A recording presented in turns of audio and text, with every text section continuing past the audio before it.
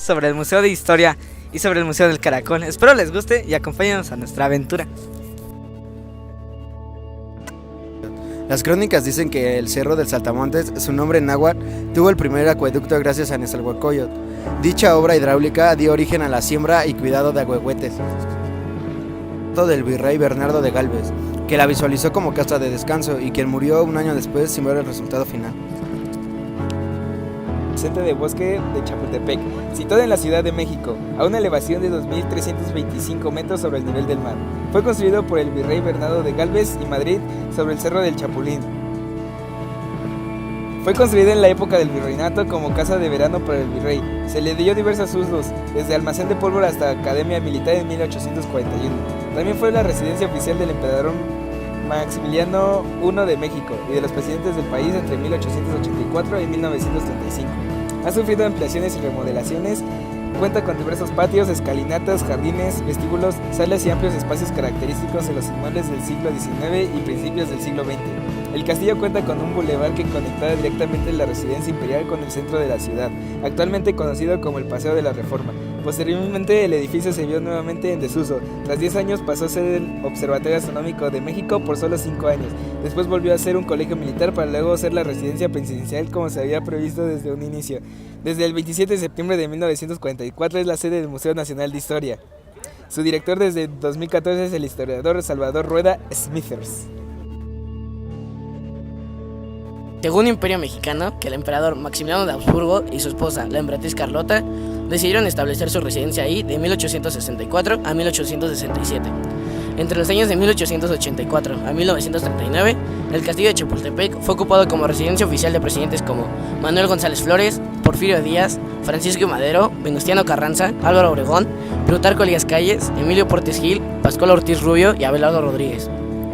En febrero de 1939, el presidente Lázaro Cárdenas del Río decretó que el castillo de Chapultepec se establecería como sede del Museo Nacional de Historia. De tal forma, fue declarado monumento histórico.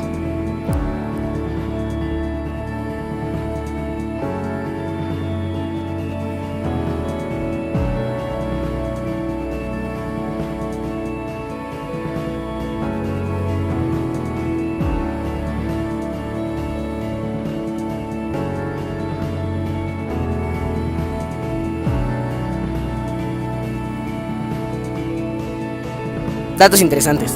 Después del decreto de Lázaro Cárdenas, el castillo no fue usado nunca más como residencia. En 1991 y 1992, el castillo albergó firmas de acuerdos de paz que dieron fin a 12 años de guerra civil en El Salvador. En 2012 fue sede del diálogo entre familiares de víctimas de la guerra del narcotráfico, con el presidente Felipe Calderón. Se le corresponsabilizó al presidente y al Poder Ejecutivo la muerte de aproximadamente 40,000 personas víctimas de dicha guerra. El castillo ha sido usado como escenario de distintas películas, por ejemplo, Romeo y Julieta de Leonardo DiCaprio en 1996.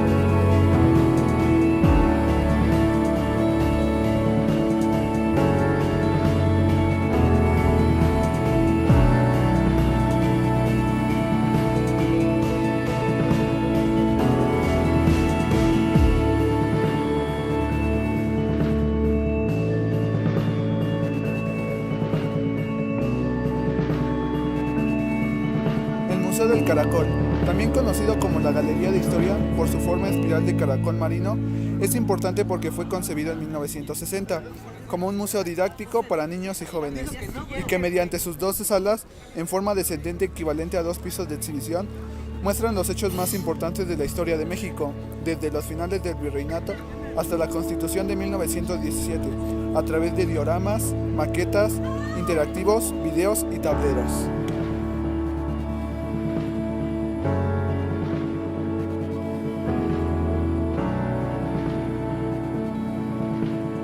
Este museo fue construido en 1960 por el arquitecto Pedro Ramírez Vázquez e inaugurado el 21 de noviembre de 1960, año de la patria. Se construye en época donde México entraba de lleno a la modernidad, dotándolo así de tecnología de punta de aquel momento.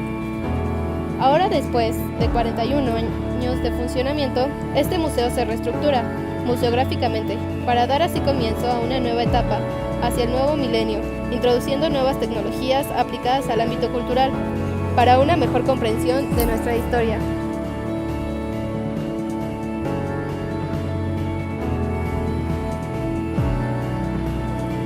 El Museo del Caracol se caracteriza por tener dioramas y maquetas, las cuales son la base de la colección del museo, ya que los dioramas se refieren a representaciones de escenas de la historia de nuestro país a través de figuras de barro y escenografías en tercera dimensión elaboradas en madera y materiales plásticos, mismas que fueron realizadas por artesanos mexicanos. Cada diorama cuenta con iluminación interior y audio que permite escuchar una narración de los hechos representados. Además, este inmueble cuenta con 2 obras del escultor Chávez Morado: la puerta cancel de la entrada, elaborada en bronce, que hace alusión a la fusión de 2 culturas, la europea y la americana, queda como resultado del mestizaje, y el domo del recinto de la Constitución, siendo este uno de los primeros altares de la patria, edificando en mármol blanco, verde y tensontle rojo, en el cual se exhibe un facsímile de nuestra Carta Magna, cubierta por las alas de una gran escultura del escudo nacional. Esperamos a que visiten estos museos, los esperamos.